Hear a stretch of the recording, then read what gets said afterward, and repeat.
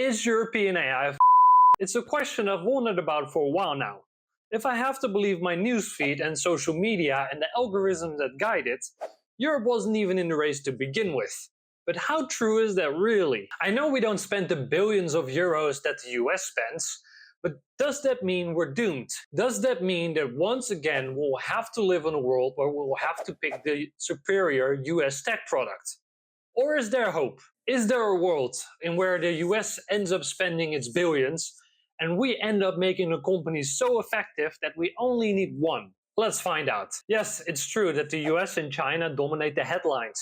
OpenAI, Google, Anthropic, DeepSeek, Huawei, they have the funding, they have the infrastructure, and they mostly have the knowledge. But Europe isn't entirely out of the game. Europe's main contender at the moment is Mistral, a startup that's building open-weight AI models. That means that anyone can see how the model works, copy it, and improve it. Therefore, transparency and collaboration are baked in. Then there's Lumo AI, which is owned by Proton.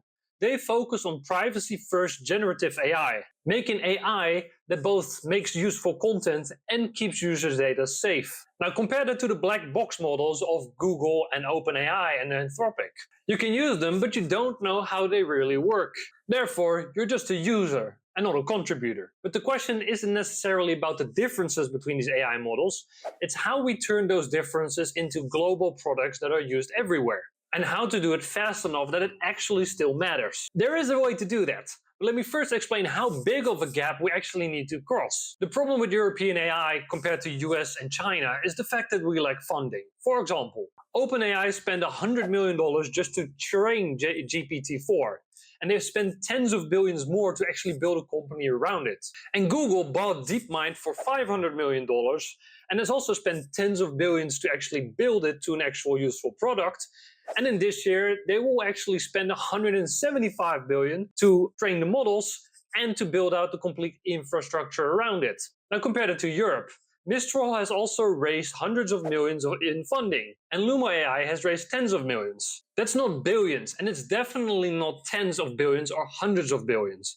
A huge gap to cross. To put it simple, if the US and China are building AI skyscrapers, we're basically still laying bricks one by one. So yes, when you compare it to speed, skill, and capital, we're behind. Besides the funding, there's another reason why we're behind, and that is of course regulation. Europe has rules.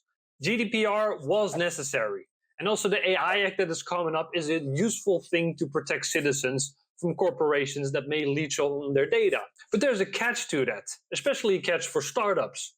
Startups must assess the risk of every new model that they put out. They have to document every decision and process, and they have to pay a lot of money if they do something actually wrong, because they will be fined by the European Union. Now compare that to a US company or a Chinese company. They can fail fast, iterate fast, and bring out products all the time without worrying about legal backlash. As usual, regulation protects users, but it's also severely hampering Europe's ability to compete on a global level. Not all hope is lost though. Europe's focus on privacy and compliance can actually be a competitive advantage in a world that's worried about AI misuse. Mistral's open-weight approach can actually allow innovation without massive budgets, which makes it very useful for researchers worldwide to build upon. And Lumo's privacy-first approach means that it attracts businesses and customers that can't use US or Chinese AI because of privacy reasons, or for legal and ethical reasons. And this is where Europe shines.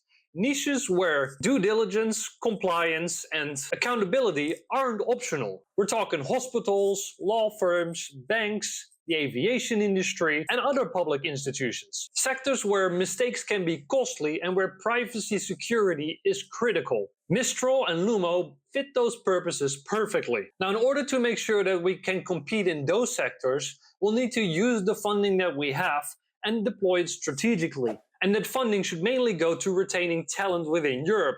Because if Europe keeps its talents and resources, a few companies could actually compete globally in niches that are vital for everyone. So, is European AI If you measure it by scale and raw computing power, yes, we're way behind China and the US.